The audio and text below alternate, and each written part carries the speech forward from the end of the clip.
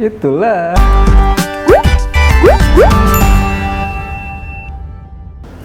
Assalamualaikum warahmatullahi wabarakatuh. Kembali lagi di pembelajaran fisika. Kali ini kalian sudah mulai masuk ke bab yang akan mempelajari tentang material.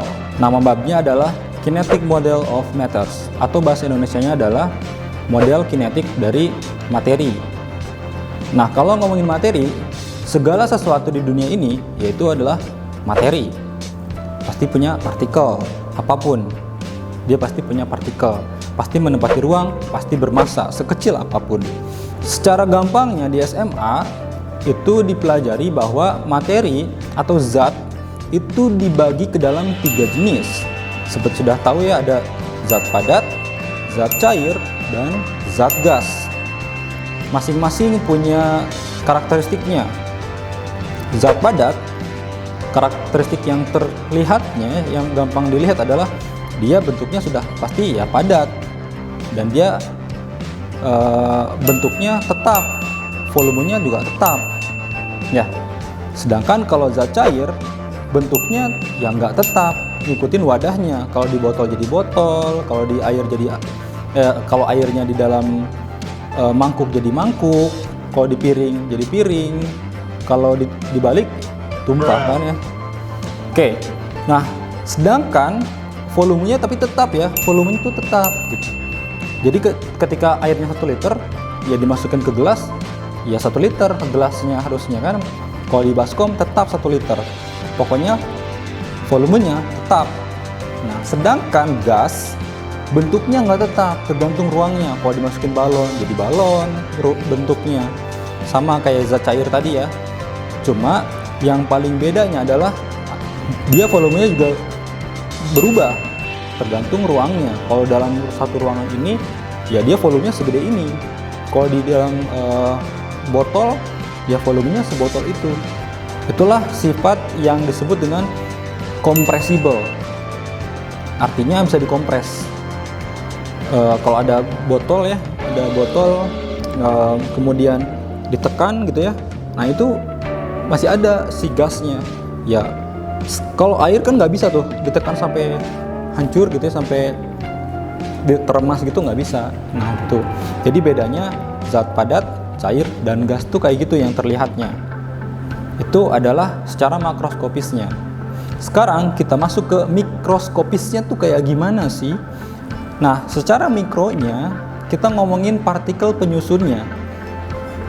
Setiap benda itu partikel penyusunnya sama meskipun beda fasenya, fase zat padat, fase gas, atau fase cair. Misalnya air itu kan air murni itu H2O.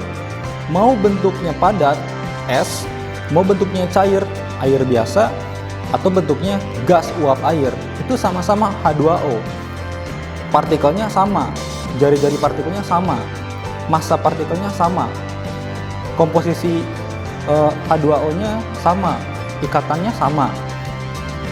Jadi yang beda adalah apa dong kalau gitu? Yang berbeda adalah jarak antar partikelnya.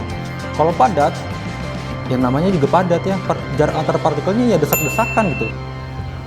Kayak ibu-ibu ada diskon di mall 80%, padat tuh. Itu jadi zat padat tuh. Atau misalnya hari Senin berangkat kerja pagi-pagi itu jalan tuh padat. Nah, kayak gitu tuh zat padat.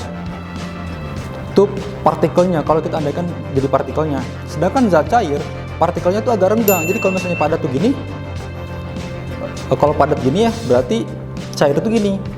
Nah, dia agak renggang. Artinya dia masih bisa mengalir. Masih bisa mengalir. Makanya air tuh mengalir sampai jauh. Nah, itu mah iklan ya. Di mana air mengalir sampai jauh. Oke, jadi si air ini jarak antar partikelnya tuh renggang. Gimana kalau gas? Oh, lebih renggang lagi. Jadi yang membedakan sebetulnya adalah jarak antar partikelnya. Nanti dibahas juga hubungannya dengan termometer kemarin. Termometer adalah alat ukur suhu dengan temperatur. Nah, yang bisa mengubah jarak ini tuh tadi energi kalor atau temperatur. Misalnya air.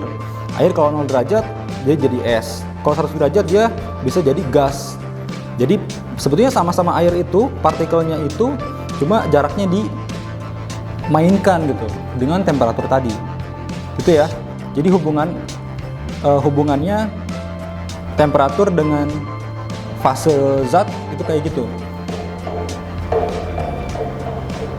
Oke, yang kalian pahami tadi adalah ciri zat padat, cair, dan gas.